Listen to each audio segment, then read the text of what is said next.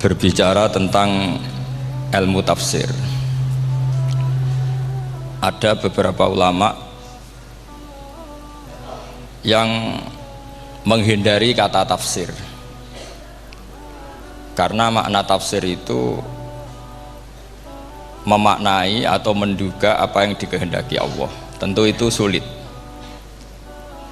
Satu, bahwa faktanya kita sudah tidak bisa komunikasi dengan Allah karena tidak ada wahyu lagi. Sehingga dari kehati-hatian ini pernah suatu saat Abu Bakar ditanya, ma makna abban fi qaulihi ta'ala wa faqihatan wa abba. Beliau menjawab, saya tidak lagi pantas hidup di atas bumi di bawah naungan langit jika saya mengatakan naqulu fil Quran, jika saya harus berpendapat tentang Quran apa yang tidak saya ketahui. Itu kehati-hatian yang dilakukan Sayyidina Abi Bakrin As-Siddiq. Tapi teori ini berbanding paradok, berbanding ekstrim, ketika bahwa Quran itu diturunkan itu sebagai hudan, sebagai petunjuk, kedua sebagai bayanan, sebagai penjelas. Dan ini yang saya yakini, kalau sebagai penjelas, Quran itu harus jelas sekali dan bisa menjelaskan. Dan Quran mensifati dirinya wal kitabil mubin, demi kitab yang memberi penjelasan. Sehingga dari sudut ini orang kafir pun mungkin memahami Quran. Dan menurut saya orang kafir pun bisa paham Quran. Kalau Ahok itu melintir Quran, tidak memahami Quran, paham? Senok harganya itu melintir Quran tapi tidak memahami Quran. Tapi bahwa Quran itu bisa difahami orang kafir itu ya. Logikanya gampang begini, kata Imam Syafi'i dalam kitab Ar-Risalah. Ketika Quran turun, itu pendengarnya itu tidak ada yang muslim, belum ada santri Kewagian, nggak ada santri Lirboyo, nggak ada santri Sarang. Pendengarnya itu non muslim. Nah ini sampai angan-angan, ketika Quran turun itu pendengarnya muslim atau non muslim? Non muslim. Andai kan Quran itu turun tidak difahami orang kafir, maka lalu objeknya siapa, sasarannya siapa? Nah sebab itu akan aneh kalau kita yang mondok, misalnya ngaji Edkon, ngaji Alfiyah, ngaji Ulumul Quran, apa saja, kemudian Anda tidak paham Quran, padahal orang kafir saja bisa paham. Nah ini tantangan bagi kita. Sing kafir wis iso paham Quran, masa kita santri tidak paham Quran. Makanya begini, di antara awal-awal periode Makkiyah ada surat disebut Qul ya ayyuhal kafirun. Katakan Muhammad ya ayyuhal kafirun. Karena mukhotabnya atau lawan dialeknya Nabi adalah orang-orang apa? Kafir. Mereka paham ketika dijelaskan Quran, paham. Dan sebagian mereka menjadi mukmin karena paham. Itu termasuk isi makalah yang saya utarakan di sini. Mereka tanya, ya Muhammad, siflana robbak, amin dahabin, amin nuhasin, amin hajarin. Karena orang kafir jahiliyah itu punya tren, yang namanya Tuhan itu fisik. Mereka punya Lata, punya Uzza, punya Hubal. Sehingga kalau Tuhan-Tuhan kita ini dari batu Muhammad, katanya Anda punya Tuhan yang berbeda. Lalu Tuhan Anda ini dari emas atau dari perak. Turunlah ayat Qul huwallahu ahad Allahus samad. Lagi-lagi mukhatabnya adalah orang kafir. Makanya ini juga akhirnya jadi ilmu madhab, ilmu tentang firqah-firqah dalam Islam. Bahwa kesalahan terbesar orang Khawarij sebagaimana yang dikutip Imam Bukhari, nanti saya mencari di juz 4 atau di juz 3, pokoknya di bab babu qitalil Khawarij, karena Imam Bukhari punya adat diulang-ulang. Kata Ibnu Umar yang dikutip Imam Bukhari, innahum intolaku ila ayatin nazalat fil kufar faja'aluha alal mu'minin. Orang-orang Khawarij atau kalau sekarang orang-orang radikalisme itu meneliti Quran, kemudian ketika ada kriteria manusia-manusia tertentu itu dianggap itu kenanya orang Islam, korbannya orang Islam. Padahal awal mula ayat ini turun untuk orang kafir atau kritikan pada orang kafir. Ini cilaka betul. Karena logikanya seperti yang dikatakan Imam Syafi'i, ketika Quran turun ini nggak ada orang Islam, yang ada orang kafir. Sehingga mukhatabnya adalah orang kafir. Tapi ayat-ayat ini nanti dipakai Khawarij untuk mengcounter orang Islam, sehingga mereka mudah mengkafirkan kita karena pakai ayat yang dari awal Allah mengkafirkan orang kafir, sekarang ayat itu dipakai mengkafirkan orang Islam. Ini saking gebleknya orang apa? Khawarij. Makanya kata kitab Fathul Bari yang menyarai Bukhari itu, yang mendorong orang Khawarij seperti itu adalah jahluhum bisyariah. Memang mereka benar-benar bodoh, benar-benar goblok. Misalnya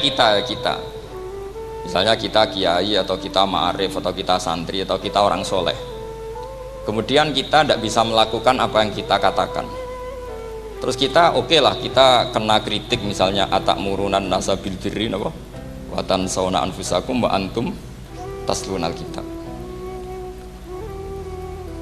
Terus kita katanya bisa ngomong tapi tidak bisa melakukan, terus dikritik dengan ayat itu mestinya tidak tepat.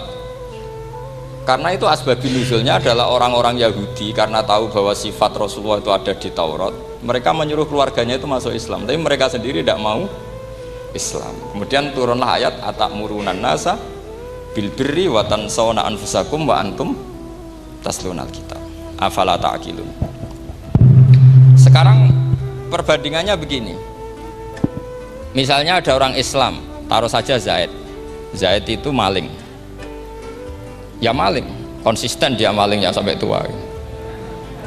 Terus menurut Anda Zaid yang muslim ini, Zaid itu muslim tapi maling, jangan bilang maling tapi muslim, dia itu ya. Kemudian Zaid bilang ke anaknya, "Cung, kowe aja dadi maling, dadi santri sing soleh, sing maling bapak tok." Ndak. Ini menurut analisis usul fikih, ngomongnya Zaid itu benar apa salah? Benar kan? Nasihatnya ya benar, ngomongnya juga benar. Kamu tidak bisa ngeritik Zaid, kamu bisa ngomong tapi tidak bisa melakukan, tidak bisa. Fa innal amra bil ma'ruf wajib, wal qawla bil ma'ruf ya wajib, wal qawla bil haqqi ya wajib. Jadi itu hal yang berbeda. Misalnya fa innal amra bil ma'rufi wajibun, memerintahkan barang baik itu baik. Wa innal qawla bil haqqi ya wajib, mengatakan yang hak itu ya wajib. Berarti Zaid tetap kena khitab. Kamu harus nasihati anak secara benar. Kamu juga harus ngomong hukum secara benar. Lalu ketika Zaid ngomong hukum secara benar, "Cung aja maling, maling ku dosa. Cung aja nerusno profesine bapak maling itu tidak benar." Dia berarti sudah melakukan dua kebenaran, yaitu ngomongnya benar, nasihatnya benar. Dia salah, perilakunya tetap maling. Tapi jangan karena dia maling lalu omongannya enggak salah juga, berarti salahnya malah tiga. Makanya ini pentingnya ngaji sama ulama, sama ahli usul fikih. Jadi tidak bisa dicampur adukkan. Zaid gagal dalam perilaku, tapi jangan gagal lagi di nasihat.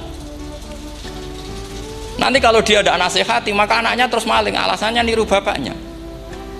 Karena bapaknya kalau mau nasihati nanti disemprit sama santri-santri, "Pak, sampean ra oleh nasihati anake ra usah maling, sampean dhewe maling." Oh, tidak bisa cara usul fikih. Itu malah yudraku kulluh la yudraku napa? Kulluh, atau bahasa populernya al-maisur la yasqutu bil ma'sur. Misalnya kita sebagai kiai hanya bisa takrib, hanya bisa jurumiyah. Apa muda Fathul Mu'in cek abote. Bulet maknane bulet. Kamu tidak boleh ngomong gini, "Cung, kowe sebagai muridku kudu nurut aku. Nak gurumu goblok tok takrib, kowe tok takrib wae. Gak oleh ngelangkai guru, gak sopan gitu misalnya gitu." Gak boleh gitu. Tetap kita ngomong, "Cung, kowe aja koyo aku. Kowe kudu alim Fathul Mu'in, alim Fathul Wahhab." Sama tidak bisa protes. Pak guru sendiri tidak bisa. Kebenaran tetap sebagai kebenaran meskipun kita tidak kuat melakukan atau tidak bisa melakukan. Lagi-lagi ayat itu sebenarnya ada untuk kita, untuk orang Yahudi, atakmurunan nasa bil birri wa tansawna anfusakum wa antum taslunal kitab. Sebab itu istidlal dengan Quran itu memang resikonya tinggi kalau tidak bagi mutabakhir, karena ya itu tadi, ini harus ada pengetahuan yang luas tentang asbabun nuzul, tentang kriteria. Nah, kalau terpaksa, saya katakan terpaksa, kalau terpaksa kita iktibar itu boleh, tapi itu terpaksa. Bahwa Allah mengkritik orang yang bisa ngomong tapi tidak bisa melakukan. Tapi itu secara usul fikih itu runyam. Teori ini runyam sekali, fatal. Sampai lihat tuh di kitab Bajuri atau di kitab-kitab fikih yang lain. Ketika Shahibil Burdah atau Shahibil Bur'ah itu yang Imam Busiri itu, Muhammad bin Busiri itu. Niku salah nama tapi kadung populer. Jadi sebetulnya Imam Busiri itu Shahibil Bur'ah bukan Shahibil Burdah, tapi kadung terkenal Burdah, kita ikut-ikutan apa? Burdah. Imam Busiri itu ngeluh, saya ini orang yang banyak kesalahan. Di antara salah saya adalah saya bisa ngomong tapi tidak bisa melakukan. Yaitu saya ngomong misalnya orang supaya tahajud, saya tidak tahajud. Saya ngomong orang supaya sholat sunat, saya nggak pernah sholat sunat. Itu sarahnya itu yang menyarai itu kan Imam Bajuri itu yang sarah Burdah. Itu mengkritik begini. Kalau Anda ngendikan itu fi ma'radi dzammin nafsi, yaitu dalam konteks Anda mengkritik diri sendiri oke. Tapi omongan Anda salah. Karena secara usul fikih fatal.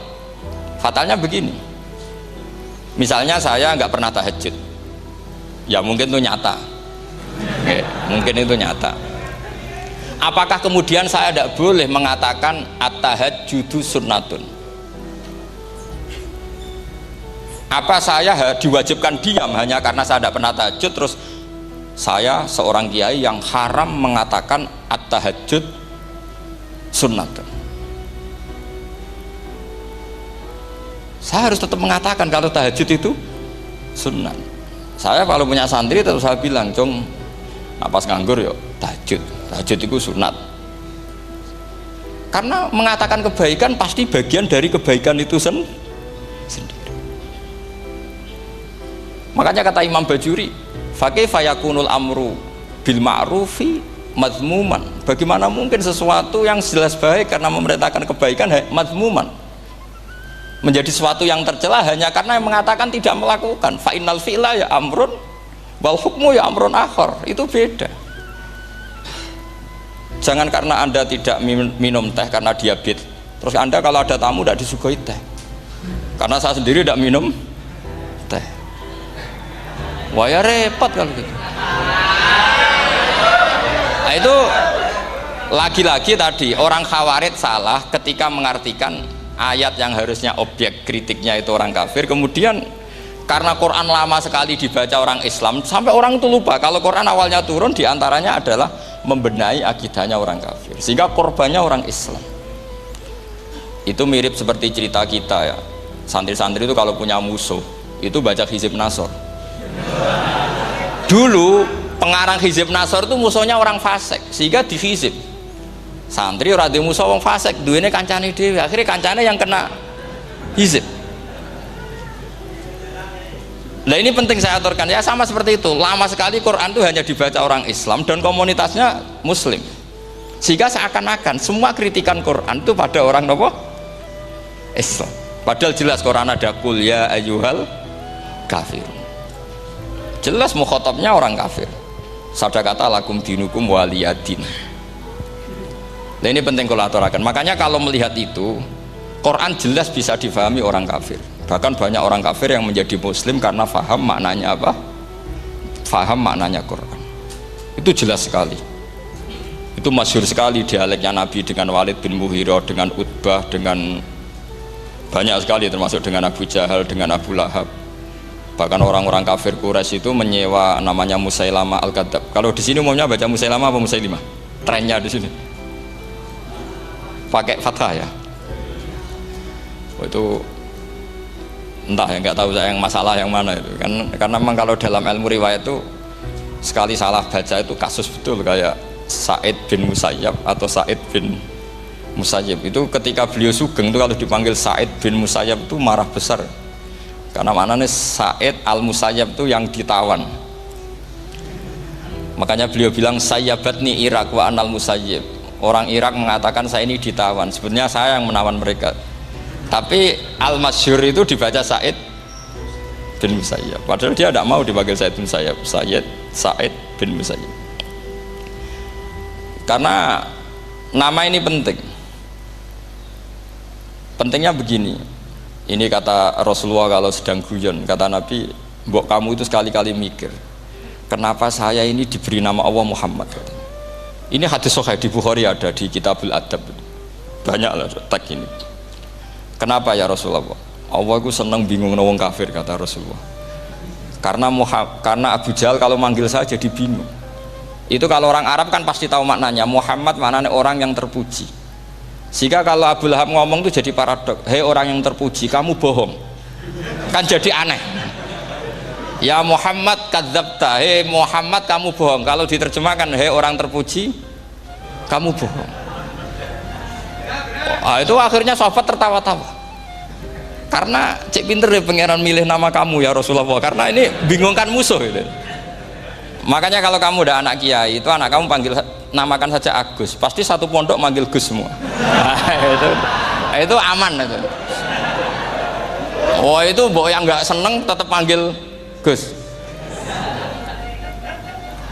Karena kalau untuk Gus putra kiai kan butuh di bapak kiai, kan bapak ayus kadung ra kiai itu kan. Itu ada triknya, yaitu anaknya dinamain Agus. Nah, itu Rasulullah itu sudah dipilih sedemikian rupa oleh Allah, perilakunya benar, ahwalnya benar, sak namanya juga benar. Sehingga ketika Abu Jahal, Abu Lahab tahu bahwa nama Muhammad ini problem, karena ini madah itu memuji. Sehingga mereka kalau mencari Muhammad tuh bilang ainal madmum, mana orang yang tercela. Terus orang-orang Quraisy tidak paham, kamu nyari siapa? Akhirnya mereka bilang, ana atlubu Muhammad, dan saya cari Muhammad. Akhirnya bilang Muhammad lagi. Nah, itu. Nah, Quran juga main di ranah nama. Sehingga Abu Jahal itu namanya kan Abul Hakam. Orang Islam dari awal memanggil Abu Jahal. Karena kalau sampai kita manggil Abul Hakam, kita akan mengalami paradok, ya Abul Hakam, hei bapak dari semua kebijakan, kamu begini kan kacau. Makanya itu dari sini orang nggak boleh salah apa? Salah nama. Ini penting kalau aturakan, karena kadang menganalisis Quran itu satu bilisanin arabi mubin, kata Imam Syafi'i, wa innahu latanzilu rabbil alamin nazala bihir rohul amin ala qalbika litakuna minal mudhirin bilisanin arabi mubin. Di antara, kata Imam Syafi'i ini, di antara aturan pokok memahami Quran adalah dia malian bil arabiyah, dia sangat-sangat menguasai bahasa Arab. Itu masyhur dalam dialog Imam Syafi'i. Saman kalau ngaji takrib atau Fathul Mu'in, syarat sahnya tayamum lil musafir itu apa? Tolabul ma, mencari apa? Air. Sampai kalau di takrib dicontohkan, kalau di tempat atas nyari ke bawah, kalau ke bawah nyari ke atas. Imam Syafi'i ditanya, kaifa taqulu bi syartit tolab, bagaimana anda berpendapat bahwa tolabul ma itu wajib untuk menjadi sahnya tayamum? Terus Imam Syafi'i faqara'a falam tajidu ma'an, kamu pergi kemudian falam tajidu ma'an, kamu tidak menemukan air. Terus Imam Syafi'i mengatakan la yuqalu liman lam yatlub lam yajid wa innama yuqalu lam ya'rif, katanya. Orang yang nggak pernah mencari itu tidak bisa dikatakan lam yajid, tidak menemukan. Kalau belum mencari namanya tidak tahu. Padahal Quran bilang kamu pergi kemudian kamu tidak menemukan air. Tidak menemukan itu berarti harus mencari dulu baru dikatakan lam yajid, tidak menemukan. Kalau tidak pernah mencari namanya tidak tahu. Hanya gitu tok itu jadi ilmu bahwa tolabul ma itu wajib, karena Allah mengatakan falam tajidu ma la yuqalu liman lam yatlub lam yajid wa innama yuqalu lam ya'rif. Orang dikatakan tidak menemukan berarti setelah mencari kemudian kesimpulannya tidak menemukan. Kalau belum mencari namanya apa? Tidak tahu. Nah, dari sini Imam Syafi'i istidlal wajib tolabul. Ini namanya malian bil arabiyah. Dia menguasai bahasa Arab. Begitu juga ulama-ulama sufi. Itu ada cerita Bayazid Al-Bustami, itu ada muridnya baca ayat wasiqal ladzina taqaw rabbahum ilal jannati zumara. Orang-orang takwa itu digiring menuju surga. Itu dia nangis. Muridnya kaget, ini guru saya tidak benar, ini ada cerita surga Tapi dia malah nangis karena ayatnya itu digiring. Terus kata Abu Yazid, mereka itu di mana saja, masa ke surga aja butuh digiring? Ke surga itu kan nikmat, ngapain butuh digiring? Saya tidak mau, kata dia. Abu Yazid itu gak mau digiring ke surga, itu gak mau. Mereka kan tambah kaget, memangnya mau neraka kan, itu pikirannya itu. Ternyata beliau jawabnya sederhana, saya pas itu sudah dekat sama Allah sehingga tidak perlu digiring. Kemudian saya sudah panitia kiamat pas itu, jadi nggak perlu digiring. Nah ini nanti penting jadi satu aturan ilmu ulumul Quran. Saya di rumah itu istiqomah ngajar Qawaidul Asasiyahnya Said Muhammad yang dulu ditulis abahnya Zubdatul Itqan oleh Said Alawi. Kemudian Zubdatul Itqan itu tentu dari kitab Itqan. Terus Said Alawi dulu ngarang kitab Faidul Khobir, sarahnya Faidul Khobir sama Sayyid Muhsin Al-Musawab, dulu dari Padang tapi hidupnya di Mekah. Saya dulu talaki sama Mbah Mun, itu ternyata ada ayatnya, innal muttaqina fi jannati wa nahar fi maq'adi sidqin 'inda malikim muqtadir. Sekarang sampean saya tanya, menurut anda semua orang kena hisab enggak? Enggak, sampean jawab saja. Menurut anda ketika di mahsyar semua orang kena hisab apa enggak? Pasti kita menjawab iya. Tapi kata Said Muhammad itu keliru. Enggak kebayang orang seperti Nabi kena hisab. Pasti yang kena hisab itu orang-orang yang enggak jelas. Nah, misalnya Nabi jelas baiknya, harusnya ya langsung nggak kena hisab. Karena tidak mungkin seorang saksi kok diaudit, tidak mungkin. Lo saksi itu di pengadilan kan nggak tersangka, nggak terdakwa, dia tidak boleh diintervensi oleh hakim. Nah, Rasulullah ketika kiamat, ketika fil mahsyar, fi faslil qada itu jelas, fa kaifa idza ji'na min kulli ummatin bisyahidi wa ji'na bika ala haula'i syahida. Rasulullah sudah dekat Allah, pas mahsyar itu ada Allah, ada Rasulullah, ada Jibril. Kemudian Nabi itu mengidentifikasi, ditanya sama Allah, bener mat ini umatmu? Ya, niki umatmu ya. Kalau yang nggak jelas ya Nabi lama jawabnya. Makanya kamu jangan jadi orang nggak jelas. Nah, itu kalau sekali nggak jelas itu Nabi lama sekali jawab. Nah, artinya begini, yang kena hisab itu meskipun kata Said Muhammad, meskipun Dhahirul Quran itu menetapkan asbata umumal hisab, tapi zahirnya Quran yang sama juga menafikan hisab. Itu karena nggak mungkin, nggak kebayang kita malaikat berani menghisab afdalul khalqi. Sama bisa bayangkan malaikat mengaudit Rasulullah SAW, ahabbal khalqi ilallah, kepen cilaka mencit ya. Wong jajar Allah kabeh dinten audit sudah indah. Fa kaifa idza ji'na min kulli ummatin bisyahidi wa ji'na bika ala haula'i syahida. Lalu mungkar nakir juga sama. Sampean bisa bayangkan mungkar nakir tanya Nabi Muhammad. Tesnya susah. Karena kalau Rasulullah terus ditanya, "Waman nabiyuka?" Wah, itu kan bisa kiamat itu.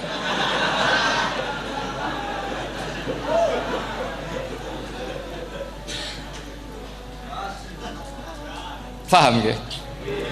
Makanya kata Said Muhammad, ini kan teman-teman tanya, biar caranya alim tafsirnya saja, sarannya satu hafal Quran, dua hafal Sahih Muslim, tiga semua orang sudah mati, tinggal kamu yang alim. Nah, itu mesti aman itu. Nah kalau sampean tanya saya, apa buktinya Gus kalau orang tertentu tidak kena hisab? Ya buktinya tadi, misalnya innalladzina qalu rabbuna Allahu tsummas taqamu tatanazzalu alaihimul malaikatu alla takhafu wala tahzanu wa absyiru. Mungkar nakir adalah malaikat penakut, membawa ketakutan.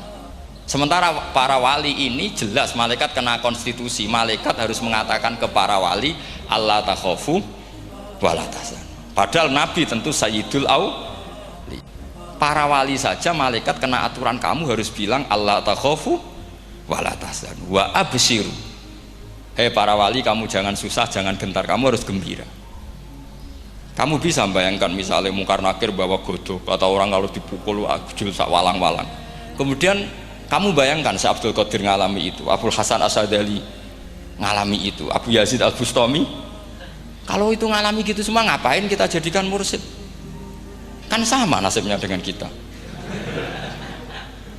Nah, zahirul Quran mengatakan asbatal hisabah, tapi zahirul Quran di ayat yang lain lam yusbit al hisabah. Makanya tadi umumul Quran juga ditaksis dengan muqayyid, yang mutlak ditaksis dengan yang muqayyad, yang mujmal ya sama seperti itu, aturannya seperti itu, ditafsir sama yang mufassal. Sama orang kafir yang jelas, sampean bisa bayangkan malaikat ngaudit Fir'aun, cek kurang penggaweane, jelas eleke kok di audit. Misalnya Abu Lahab di audit, wah malaikatnya celaka mencit, berarti dia gak percaya sama pernyataan Tuhan tabat yada abi lahabim. Malaikat kok ngaudit Abu Lahab, mungkin Gusti kula ceke nak menawi wonten nabi lho ki ora tau ngaji Quran tapi wong ayate tabat yada kok cek di cek. Nah yang seperti ini masuknya kategori ulaikal ladzina, sateruse mereka yang kafir bi ayati rabbihim wa liqaihi fahabitos a'maluhum fala nuqimu lahum yaumal qiyamati wasna. Jadi ada orang-orang kafir yang jelas kena aturan fala nuqimu lahum yaumal qiyamati wasna. Jelas kafirnya ya gak kena hisab, yang jelas nabinya, jelas wasinya juga gak kena hisab, yang kena kita di tengah-tengah. Tapi ilmu itu ikut mainstream karena semua orang bilang ada hisab, ya kita ikut-ikutan bilang, ya sudah gitu saja. Tapi kalau aslinya rapati percaya. Umumnya uang gerono mati ditalkin ya kita melok-melokan nalkin, tapi kalau kadang ya gak kebayang piye nak wali-wali ditalkin. Makanya ada di dunia wali itu ada cerita Rabi'ah Adawiyah, itu termasuk keramat beliau itu. Kali Imam Sibawi kan dalam cerita wali kan ditanya marabbuka, ngapunten niku man mausul nopo istifham. Wah itu malaikatnya ndak pernah khataman alfiyah kan, repot. Kalau Rabi'ah Adawiyah lebih parah lagi, itu beliau tuh nangis sekeras-kerasnya, nangis terisak-isak, dia tersiksa. Ya Allah, engkau itu zat yang paling saya kenali dan harusnya semua makhluk itu kenal engkau, tapi ini hamba engkau tanya engkau itu siapa ya? Itu kan ini orang aneh kata gitu. Karena Allah itu adharud dzahir, kata sampai Imam Sibawi silakan a'raful ma'arif. Jadi wong ora ora wis geblek tenan dari Imam Sibawi. Imam Sibawi kan atas nama dia pakar nahwu pertama mengatakan domir paling makrifat di antara 6 isim makrifat, paling makrifat itu domir. Tapi meskipun gitu a'raful ma'arif Allah, yang paling makrifat dari sekian isim makrifat itu Allah. Artinya satu nama yang orang harus kenal semua. Makanya di antara keramat beliau ketika ditanya wong kok ora tau ngaji fikih men ngaji nahwu wae, gak tahu dia ngaji carane sesuci, carane iddah, tuh gak tahu ngaji nahwu. Terus dia tanya bima fa'ala rabbuka, lalu Allah memperlakukan kamu gimana? Terus kata Imam Sibawi, ghafaroli, Allah mengampuni saya karena saya orang yang mengatakan Allahu a'raful ma'arif.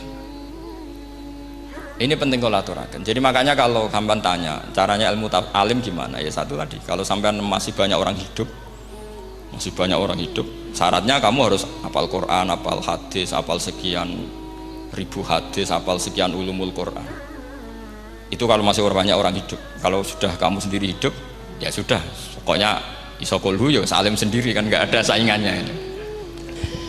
Makanya kata Said Muhammad, beliau mengatakan kita meyakini umum al-hisab ya berdasar zahiril Quran, kita menafikan umum al-hisab bahwa hisab hanya yahtassul liqaumin duna qaumin juga berdasar zahiril Quran.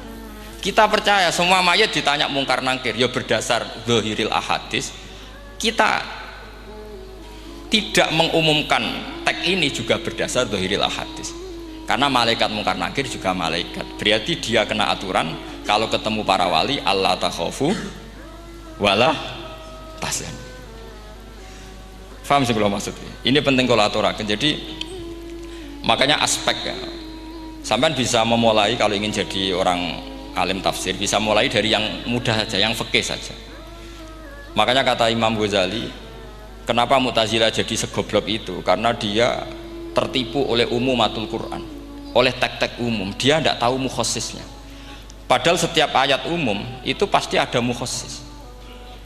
Misalnya begini ya, kalau kamu maknanya fikih saja, contoh yang paling mudah familiar itu fikih ya.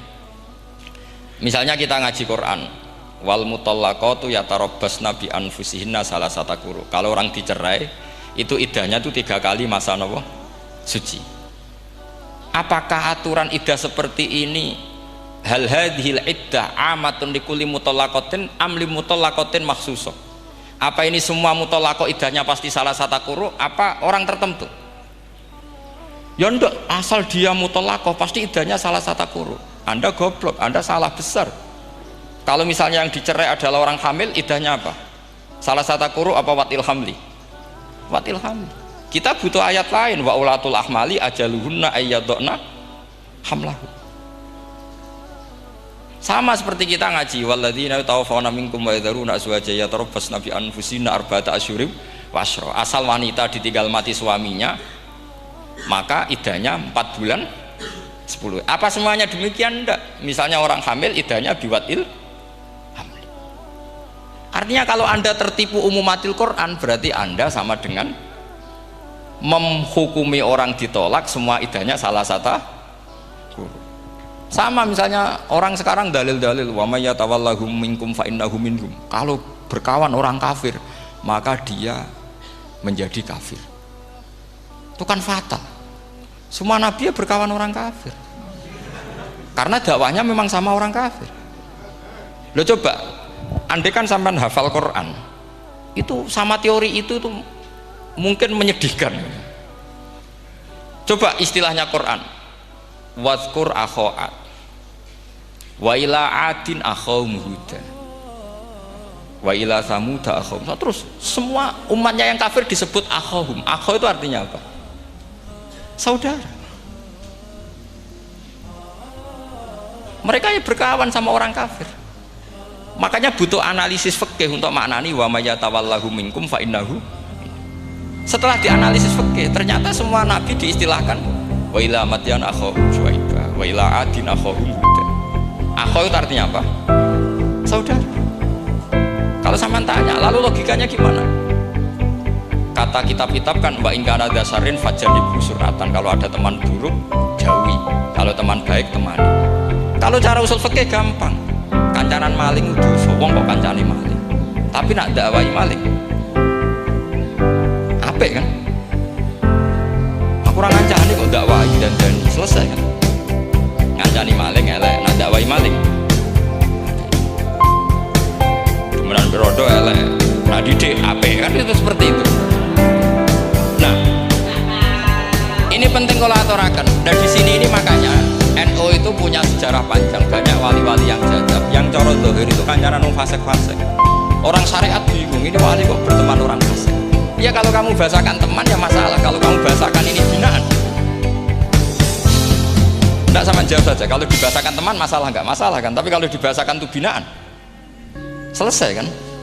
Sama, Nabi berkawan orang kafir itu tidak karena berkawan, itu binaan Nabi. Memang Nabi itu jadi Nabi, objeknya adalah mengislamkan orang kafir. Ya berlama-lama Nabi dialek dengan mereka, muasyarah sama mereka. Bahkan Nabi diharuskan bersikap baik sama mereka. Itu yang disebut fabima rahmatim minallahi lintalahum walau kunta fadzan ghalidhal qalbi lan faddu minhu. Tapi sekarang itu orang sudah tidak pakai ilmu. Orang-orang radikalisme itu nggak pakai usul fikih. Pokoknya kalau ada ayat terjemahnya gini ya sudah itu jadi madhab. Akhirnya kecelakaan seperti ini. Pokoknya kalau ada ayat faqtulul musyrikin haitsu wajadtumuhum wa khuduhum wahsuruhum wa qudulahum kullah marsad. Sudah hafalnya ayat itu saja. Dia tidak mau ngapalkan misalnya qatilul ladzina yuqatilunakum. Ada ayat lagi wa akhrijuhum yamin haitsu akhraju. Sehingga ulama kita membagi kafir itu ada harbi, kita musuhi, ada dhimmi, ada mu'ahad, ada musta'man. Itu ulama karena tahu tidak semua orang kafir itu harbi, tidak semuanya dhimmi, tidak semuanya mu'ahad, tidak semuanya musta'man. Kalau harbi oke, kita perang, kalau dhimmi ya kita bina, kalau mu'ahad ya sesuai perjanjian kita, kompensasinya apa, emosinya kayak apa. Tapi apalnya mereka ayat satu tema. Nah celakanya kita yang ngaji di pondok-pondok yang katanya spesialis ingin alim tafsir, apanya ya satu ayat juga. Wah itu kan satu ayat versus satu ayat, itu ngeri. Makanya kalau sama tanya saya katanya di acara ini sama tanya gimana caranya jadi ahli tafsir saja gampang, hafal Quran, hafal hadis, terus hafal ulumul Quran. Ya misalnya Nadoman ya Faidul Khobir lah, kalau kitab Nasar ya minimal itu setengah lanya itkon, kalau nggak lanya-lanya amat ya agak lanya. Karena kitab tafsir itu gampang, teorinya tuh mudah sekali. Misalnya al-ibratu bi umumil lafzi la bi khususis sabab, itu sama dengan kayak kaidah fikih. Karena kalau kaidah fikih itu saya itu pernah dibisui kiai itu, ini kisah nyata itu, dibisui kiai itu pas basul masail. Dulu saya itu masih sering mau basul masail, ini mun pensiun mun boten niku. Dulu saya dengan Gus Zofur putrane Mbah Mun itu sering makili Pondok Anwar basul masail fikih. Tapi tidak tahu ceritanya Gus Zofur jadi dokter tafsir, saya juga kok ya tahu-tahu menekuni tafsir. Lama-lama orang itu lupa status saya yang fakih ya. Makanya saya itu ya kadang eman gitu, karena ini status penting juga. Tapi status fikih itu kadang memang menyesatkan. Karena begini, itu dulu pernah ada basul masail itu begini. Ini kisah nyata ini. Ada desainer baju putri untuk putri, anak putri. Kemudian desainer itu menciptakan satu celana pendek atau celana seperempat. Dengan desain ini pasti kalau dipakai itu auratnya itu kelihatan. Bagaimana hukumnya desainer ini? Apa termasuk mimman sarro'a as-sayyi'ata? Karena terjadi kasfil aurat. Apa enggak? Rata-rata kalau kiai yang khusyuk-khusyuk, yang sepuh-sepuh, desainer itu dosa. Gara-gara tren pakaian ini wong wedok buka aurat. Tapi saat kiai-kiai alim yang muda-muda, entah saking belingnya, entah saking pinternya, tidak tahu. Bilang begini, Pak Yai, yang didesain apa? Ya celana itu. Lalu celana itu fungsinya nutupi apa buka aurat? Ya nutupi. Lu kan lumayan urun nutupi. Kalau haram ya dicopot. Lu kan malah parah itu. Bingung kayaknya. Sampai bilang gini, wah semanis. Itu kan makanya ini guyon ilmiah. Repotnya ngadepi orang alim muda itu kan mbok gedhingi ku ilmiah, mbok senengi fase.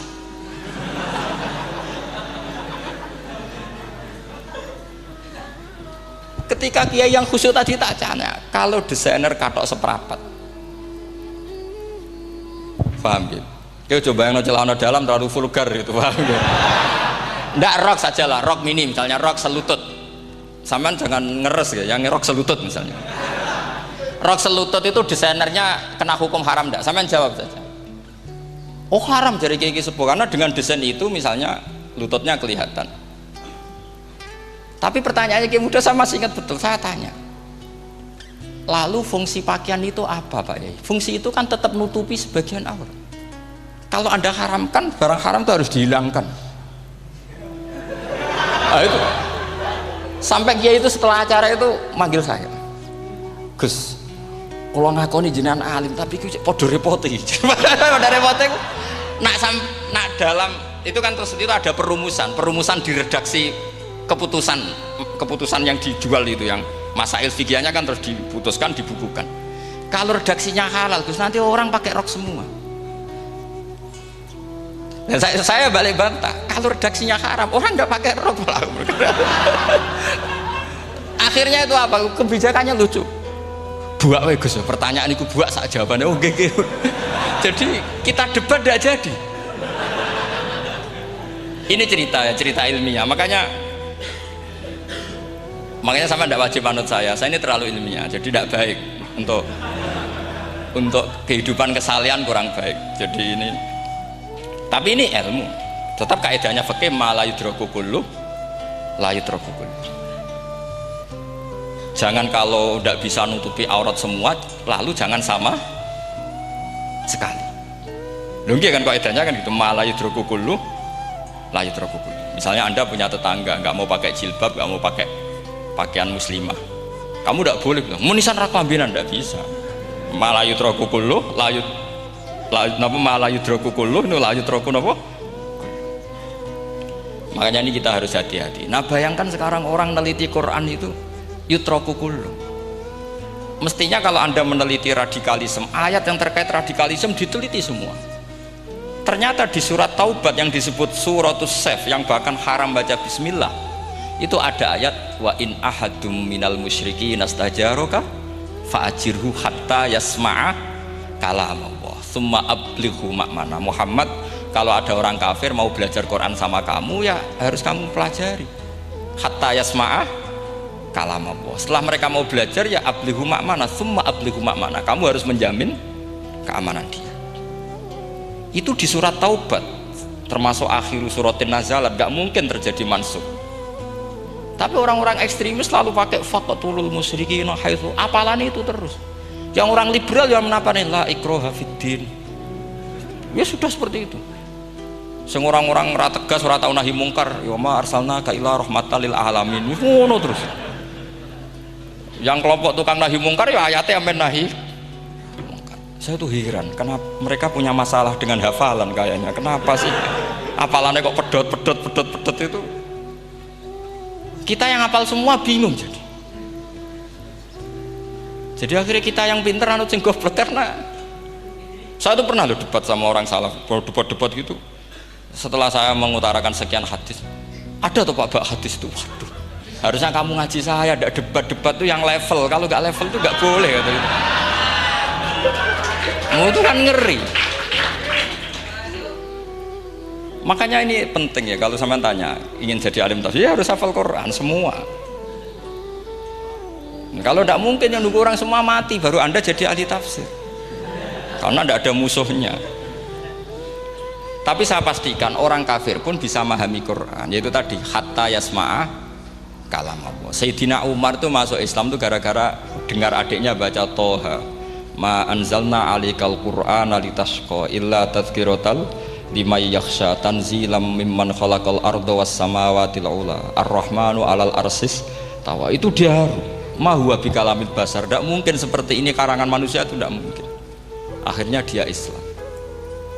Banyak orang Islam karena diperdengarkan Quran, karena memang notnya sudah unik, makna kualitasnya juga sudah unik, semuanya itu unik, indah. Sampai sekarang pun orang kafir itu orang paling tahu Quran. Makanya Allah mensifati orang kafir itu hasadam min indi anfusihim mim ba'di ma tabayyana lahumul haq. Sekarang sama saya tanya, orang sing tabayyana lahumul haq itu orang paham apa orang tidak paham? Mereka orang kafir itu mengingkari Quran, padahal mim ba'di ma tabayyana lahumul haq, setelah kebenaran nyata bagi mereka. Nyata bagi mereka artinya orang kafir paham apa tidak paham? Paham. Cuma mereka punya penyakit hasadam min indian. Mereka juga kalau ada ayat tentang ahkam yang memberatkan, mereka bilang i'ti bi Qur'anin ghairi hada au badil. Muhammad harusnya jangan tema itu yang diangkat, kok cari Quran yang lain yang enggak tema itu. Mereka sampai memilih tema itu karena paham apa karena tidak paham? Karena paham. Makanya di makalah saya pastikan ngaji tafsir itu gampang, karena orang kafir pun bisa. Kalau kasus Ahok itu bukan paham itu melintir, beda. Paham sama melintir itu beda.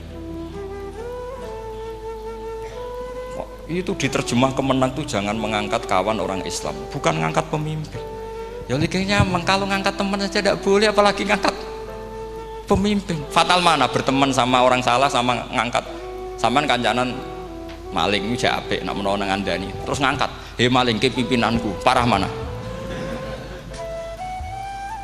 Parah mana? Artinya sama saja ketika diterjemah jangan ngangkat teman, sebetulnya ngangkat pemimpin lebih fatal. Itu kan mafhum awlawiyah, itu kan normal saja. Itu di Quran biasa, misalnya innalladzina ya'kuluna amwalal yatama dzulman, orang yang makan hartanya anak yatim secara zalim. Kamu bilang, "Gus, saya tidak makan kok, sepeda motornya tak gasap, tak jual." Yang diharamkan kan makan. Wah, ya sarap kalau gitu. Maknanya begini, memakan harta anak yatim artinya ifsad. Ifsad itu merusak. Nak ngono ikhraq, membakar atau mencuri sama dengan makan, bal asad, malah kan lebih apa? Lebih apa? Dasar. Jadi yakuluna di situ tuh ba'dul amsilah, sebagian contoh min wujuhil ifsad atau min wujuhil ihlak. Jangan kok karena ayatnya makan, oh yang haram tuh makan, kalau nyuri gak apa-apa. Waya fatal. Itu kan sama dengan santri geblek dikandani kiai ini, "Cung, kowe mbek bojomu jogeman naboki." Suatu saat istrinya lapor lagi, Pak Yai sekarang tidak naboi tapi nyadui. Karena naboi itu pakai tangan. Pertama dilaporkan kiainya, Pak Yai suami saya itu sering memukulin saya pakai tangan gini. Jong jogeman naboi bojomu. Nggih Pak Yai siap. Suatu saat istrinya lapor, Pak tetap benjut, kenapa? Kalau nak ini disadui. Mergo pikirane sing haram nabok, nak nyaduk halal. Wah itu kan ngajak goblok bareng. Nah masalahnya di usul fikih kasusnya seperti itu. Makanya saya ini kadang ya maliki sekali. Kadang saya itu maliki sekali. Kadang ya. Misalnya begini, saya beri contoh. Ini yang kisah nyata ya. Ada seorang Arabi datang ke Rasulullah. Ya, tadi kan teman-teman minta juga ilmu hadis ya. Ini satu paket saja. Itu tadi nanti kalau sampean kasih lalim itu sudah ada urusan saya tadi. Nunggu orang mati banyak tadi. Kalau nggak usah nunggu orang mati, sarannya tadi apal tadi. Ya Rasulullah ahlak tuh. Saya ini orang yang rusak. Wama ahlakaka. Lalu yang bikin rusak kamu apa? Qol waqatu imroati fi nahari Ramadan. Saya menjima istri saya ketika masih siang. Fi nahari Ramadan, siang Ramadan. Walhasil Nabi tidak menyuruh hanya kodok, tapi menyuruh kafaroh. Kafarohnya itu merdekakan budak atau memberi makan 60 orang miskin atau puasa berapa? Puasa 60 hari. Atau urut merdekakan budak atau puasa 60 hari atau memberi makan sitina miskin. Oke, kita sepakat ya hadis itu sahih dan diulang-ulang oleh ashabus sunan. Oke, riwayatnya nggak masalah. Sekarang kita analisis maknanya. Sekarang sampean saya tanya, kalau anda misalnya sekarang jam berapa ini? Misalnya sekarang jam 9 kurang seperempat Ramadan, terus anda rokok atau anda ngopi, kepengen ngopi terus ngopi tanpa udhurun syar'iyin, anda hanya wajib qadha apa bayar kafarah? Tidak sampean jawab. Rata-rata kiai kita, oh mau wajib qadha Gus karena gak jima. Sing seru kafarah itu nak jima. Kan ngombe kopi be jima beda.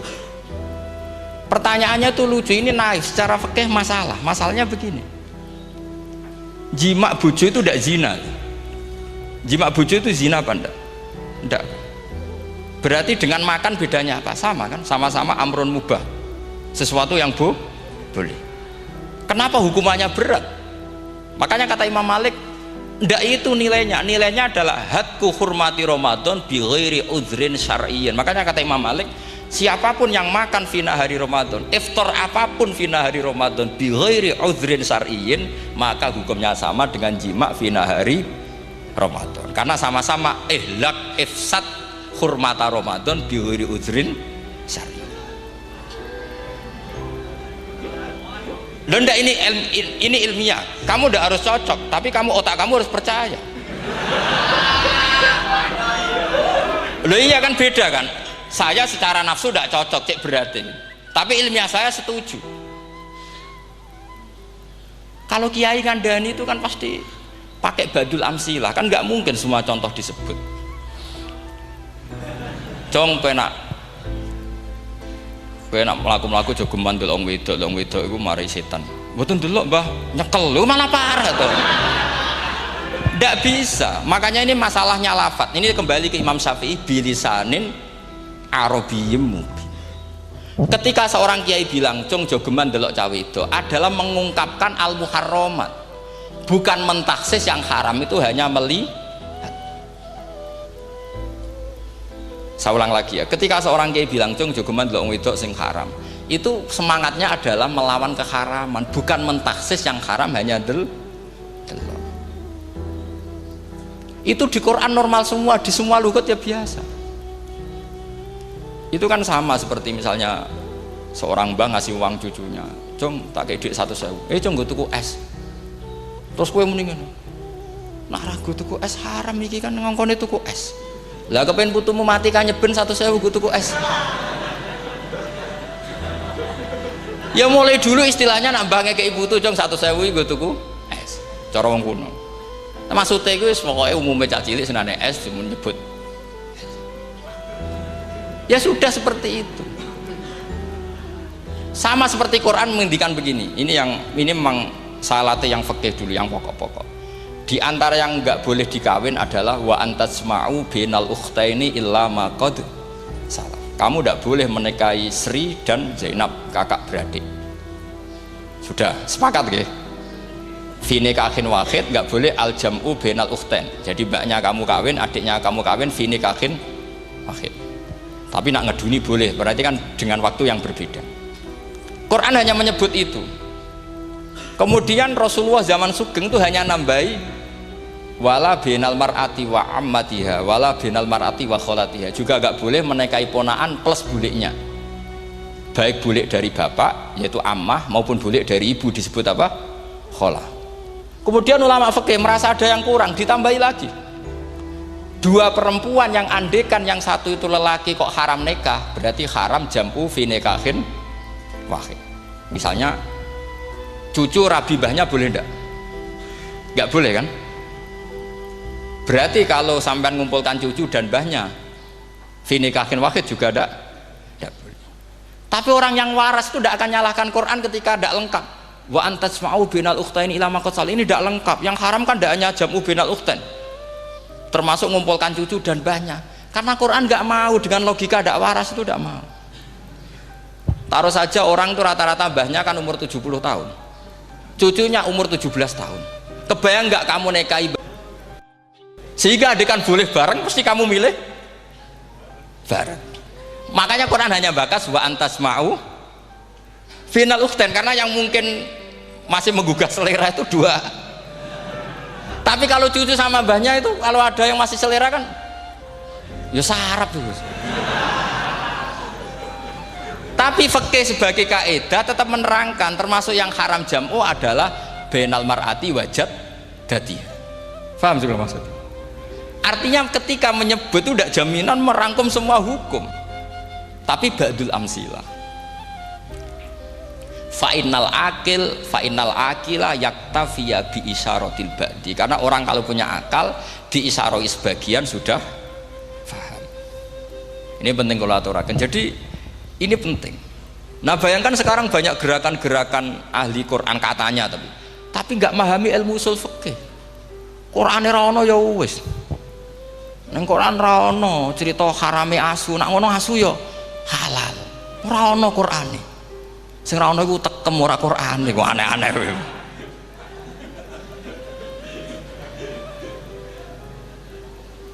Itu kan sama. Terus sampean misalnya tadi jam 09.00 Ramadan tambah uzurin syariyin terus mangan mie rokokan, itu kan melecehkan Ramadan biguri uzurin syariyin, karena melecehkan hurmata Ramadan kena sanksi separah itu. Jangan kamu terus bilang tapi Nabi hanya bilang masalah jima fi nahar Ramadan.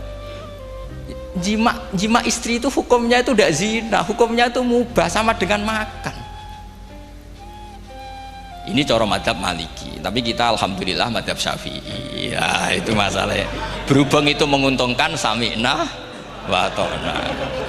Nah, itu. Tapi saya sendiri dalam konteks ini, saya itu ya sangat-sangat Syafi'iyah, sangat-sangat Syafi'iyah. Dalam banyak hal sangat-sangat Syafi'iyah. Tapi dalam banyak hal kadang-kadang saya ya Maliki. Nah, itu kan kalau sampean tanya kenapa gitu, ya hikmah baca banyak saja. Karena yang Syafi'i itu ya karena bacanya hanya Syafi'i. Itu bukan fanatik, itu keterbatasan. Jadi itu beda, ada apa itu namanya, ada fanatik, itu keterbatasan. Itu beda sekali. Jadi kita harus ngaji yang banyak.